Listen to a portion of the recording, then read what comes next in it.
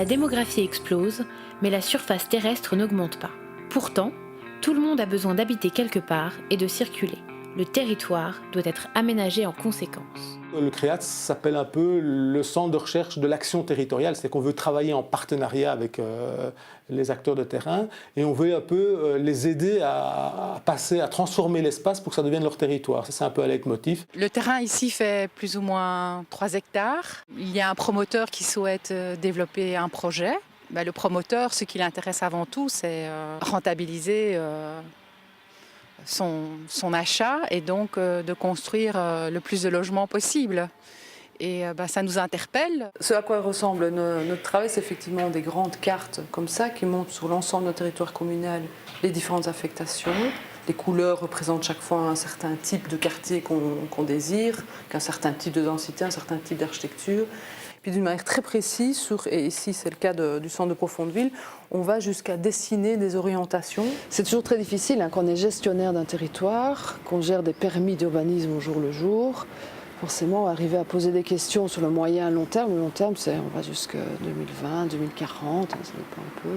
Parfois, il y a tellement l'effet nez dans le guidon. Nous, on espère en tous les cas leur amener vraiment ce recul nécessaire pour pouvoir poser les bonnes questions, poser les bons enjeux, pouvoir prendre des décisions essentielles aujourd'hui pour l'avenir du territoire dans 20-30 ans.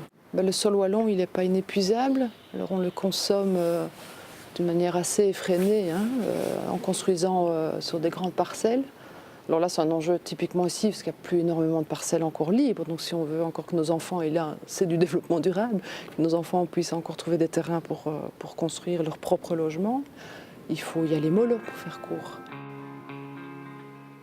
On a une attitude, si on veut, un peu de conception, mais très en amont quand même, de la réflexion sur le territoire.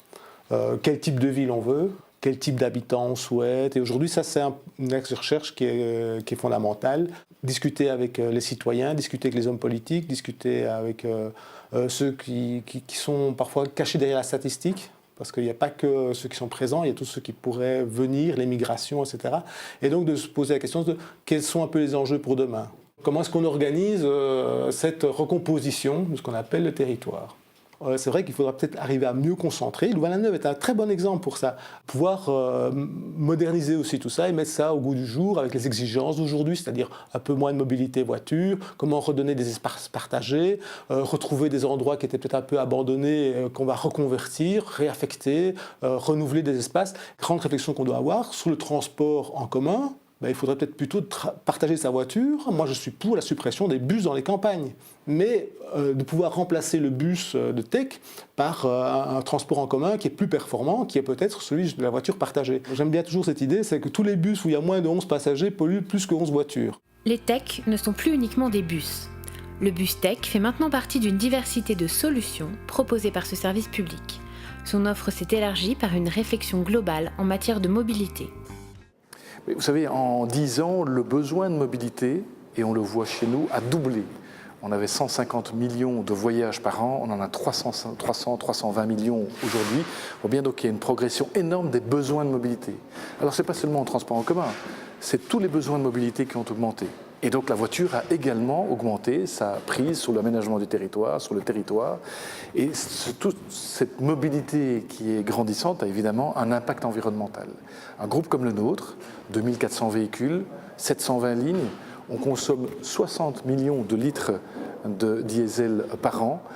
Un groupe comme celui-ci se doit de réfléchir à son impact environnemental, d'une part, mais aussi à réfléchir aux solutions de mobilité qu'il propose aux citoyens wallons, et faire en sorte que la mobilité soit possible en ayant un impact environnemental le plus limité possible, et tout ça dans un cadre budgétaire qui est défini par la région. Je dis souvent qu'en fait le tech est traversé par la société. Plus ou moins 700 à 750 000 personnes dans les bus par jour. Donc il y a vraiment la société nous traverse et nous traversons la société. Il y a donc là un point de correspondance, un point d'échange. On ne doit pas se contenter de seulement transporter, c'est notre mission première. On peut aussi amener des thématiques, on peut amener des discussions entre les gens, on peut sensibiliser le client qui est dans notre bus avec des thématiques comme terre en commun, comme nous empruntons la terre à nos enfants, comme les thématiques sur la démocratie et autres. Enfin, faire vivre des sujets à l'intérieur du bus ou dans le cerveau de nos utilisateurs. Si les bus sont des lieux publics où l'espace peut être réapproprié pour devenir porteur d'un message, les bancs de l'université peuvent également stimuler la créativité. Il faut trouver des solutions qui sont un peu innovantes, et c'est pour ça aussi qu'on est un peu à l'université, c'est de pouvoir trouver justement les alternatives positives et qui sont un peu innovantes, mais qui tiennent la route quand même. C'est ça qui est un peu le caractère appliqué de notre travail.